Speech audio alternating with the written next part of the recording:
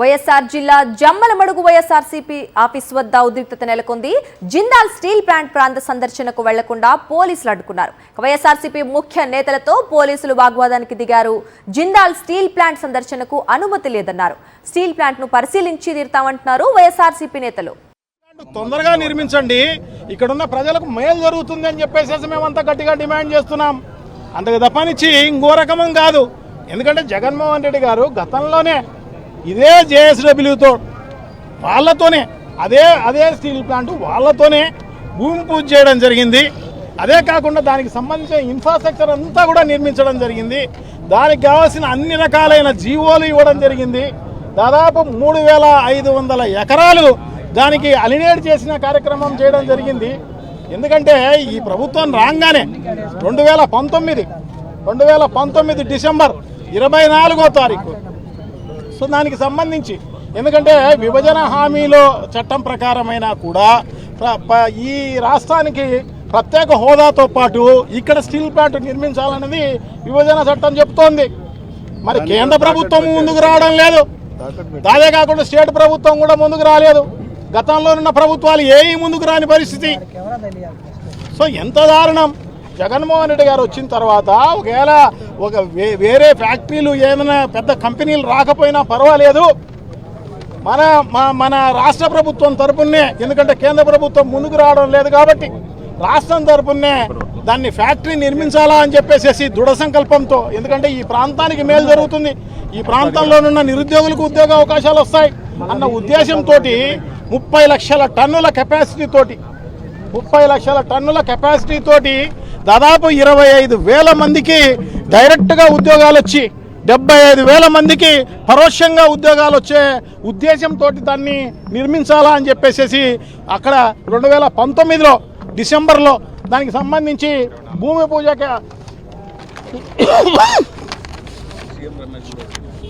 పూజ చేసే కార్యక్రమం ఆ రోజు చేయడం జరిగింది.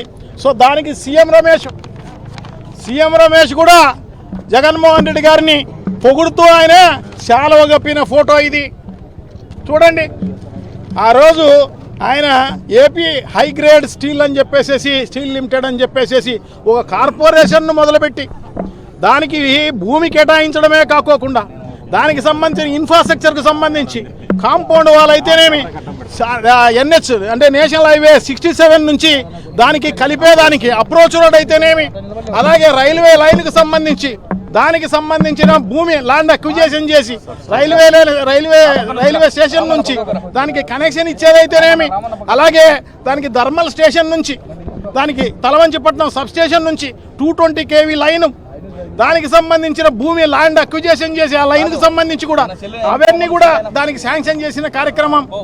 సో ఇదే కాదు, దానికి సంబంధించి ఇంకా కూడా రైల్వే లైన్ అయితేనేమి, తర్వాత రోడ్డు ట్రాన్స్పోర్ట్ అయితేనేమి, ట్రాన్స్పోర్ట్కి అవకాశం అయితేనేమి, మంచినీళ్ళకు సంబంధించి 2 TMCలు అలొకేట్ చేసిన పరిస్థితి అయితేనేమి, ఇవన్నీ కూడా జీవోలు ఉన్నాయి. చూడండి, జీవో నెంబర్ 106 దీనికి సంబంధించి incorporation of AP high grade steels. తర్వాత జీవో నెంబర్ చూడండి, జీవో 2019లో ఇచ్చిన జీవో ఇది.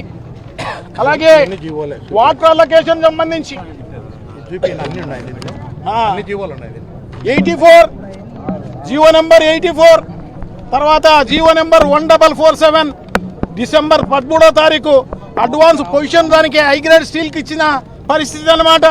సో అదే కాకుండా ఫౌండేషన్ సోడ్ 24th డిసెంబర్ సంబంధించి 2019 GOMS నెంబర్ 70 ఇది ట్రాన్స్ఫర్ ఆఫ్ ప్రాజెక్టు, అంటే దానికి సంబంధించి హైగ్రేడ్ స్టీల్ నుంచి వైఎస్ఆర్ స్టీల్ కార్పొరేషన్ కింద దాన్ని మార్చిన పరిస్థితి. జీవో నెంబర్ 71 ఇది 28 అక్టోబర్ 2020 దానికి renaming of company. GOMS number 52 3 మార్చి 2021 land alienation. GOMS number 157 6th July 2021 నుంచి స్టాంప్ డ్యూటీ ఎగ్జంప్షన్, దానికి స్టాంప్ డ్యూటీ కూడా ఎగ్జంప్షన్ ఇవ్వడం జరిగింది. GOMS number 157. అలాగే GO number RT number 111. So road కనెక్టివిటీకి సంబంధించి దానికి సంబంధించి NH 67 నుంచి దానికి రోడ్డు కనెక్టివిటీ ఇచ్చేదానికి దానికి ల్యాండ్ ఇవ్వడమే కాకుండా రోడ్డు కూడా వేసిన పరిస్థితి. GO నెంబర్ 87 అది స్ట్రాటజిక్ ఇన్వెస్టర్ కింద జేఎస్డబ్ల్యూను ఆహ్వానించే కార్యక్రమం డిసెంబర్ 21, 2022లో చేయడం జరిగింది. అలాగే స్టీల్ ప్లాంట్ గ్రౌండ్ బ్రేకింగ్ అంటే foundation stone 16th February 2023 water pipe line కూడా ల్యాండ్ కూడా అక్విజిషన్ చేసి ఇచ్చిన పరిస్థితి అన్నమాట. అలాగే రోడ్డుకు సంబంధించిన ల్యాండ్ ఇచ్చిన పరిస్థితి, అడ్మినిస్ట్రేటివ్ శాంక్షన్ ఇవ్వడం జరిగింది. అలాగే revised JSW project additional land alienation దాదాపు 424 ఎకరాలు దాని తర్వాత కూడా ఇచ్చిన పరిస్థితి అన్నమాట. సో ఈ రకంగా అన్ని రకాలుగా జీవోలు ఇవ్వడమే కాకోకుండా దానికి సంబంధించిన ఇన్ఫ్రాస్ట్రక్చర్కి సంబంధించి దాదాపు 700 కోట్ల రూపాయలతోటి అవన్నీ కూడా శాంక్షన్స్ అన్ని ఇచ్చిన పరిస్థితి, దాదాపు కొన్ని 100 కోట్ల రూపాయలతోటి అవన్నీ కూడా పూర్తి చేసిన పరిస్థితి, కాంపౌండ్ వాల్తో సహా పూర్తి చేసిన పరిస్థితి.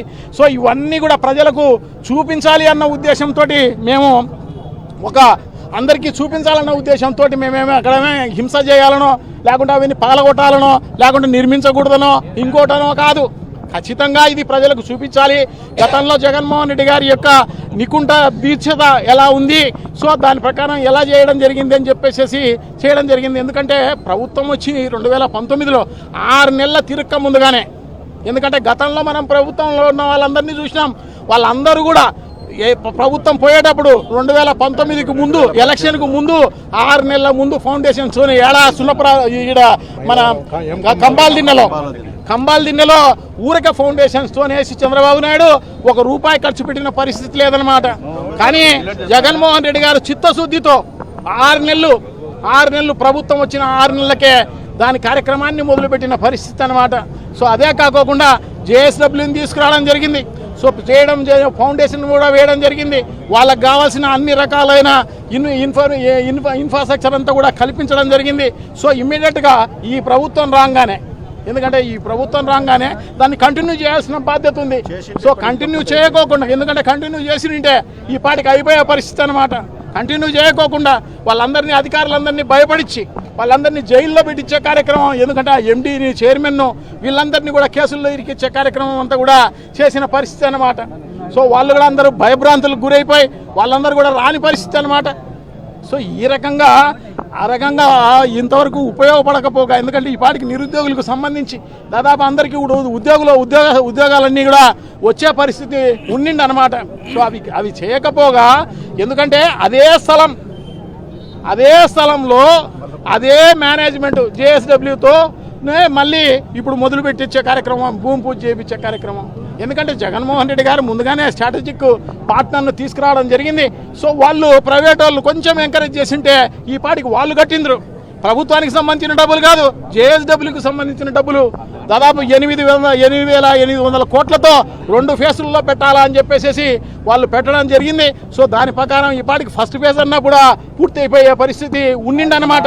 సో నువ్వు ఎంకరేజ్ చేయకపోగా వాళ్ళను భయపడిచి జైల్లో వేయించే కార్యక్రమం అంతా కూడా చేసి, నువ్వు అన్ని కూడా చేసి మళ్ళీ అదే జేఎస్డబ్ల్యూతో అదే స్థలంలో నువ్వు మళ్ళీ ఫౌండేషన్ చేస్తావంటే ఎవరిని మోసం చేయడానికి ప్రజలందరూ ఇప్పుడు అడుగుతున్నారు. ఈ 2 ఏళ్ళు ఏం చేస్తున్నావు అని చెప్పేసి ప్రజలు అడుగుతున్నారు.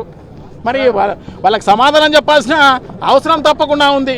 సో ఇవన్నీ కూడా చేయడం కోసం మేము పోతూ ఉంటే మమ్మల్ని అందరినీ ఎమ్మెల్యేలు, ఎక్స్ఎమ్మెల్యేలు వీళ్ళందరూ కూడా ఎమ్మెల్సీలు వీళ్ళందరూ కూడా మనం అక్కడికి పోయి చూపిద్దాము, ప్రజలకు ఏం జరిగిందని తెలుసుకునేదానికి అవకాశం ఉండదని చెప్పేసి మేము ప్రయత్నం చేస్తే దాన్ని పోలీసుల ద్వారా అడ్డుకునే కార్యక్రమం చేయడం చాలా దుర్మార్గము. సో దీన్ని ఖండించాల్సిన అవసరం తప్పకుండా ఉంది. మనం ప్రజాస్వామ్యంలో ఉన్నామా, ఎక్కడున్నామని చెప్పేసి తెలుసుకోవాల్సిన అవసరం తప్పకుండా ఉంది. సో డెఫినెట్గా ఇది మనం నిర్మించాల్సిన అవసరం తప్పకుండా ఉంది, నువ్వు ఎంకరేజ్ చేయాల్సిన అవసరం తప్పకుండా ఉంది, అది పూర్తి చేయించాల్సిన బాధ్యత కూడా తప్పకుండా ఉంది.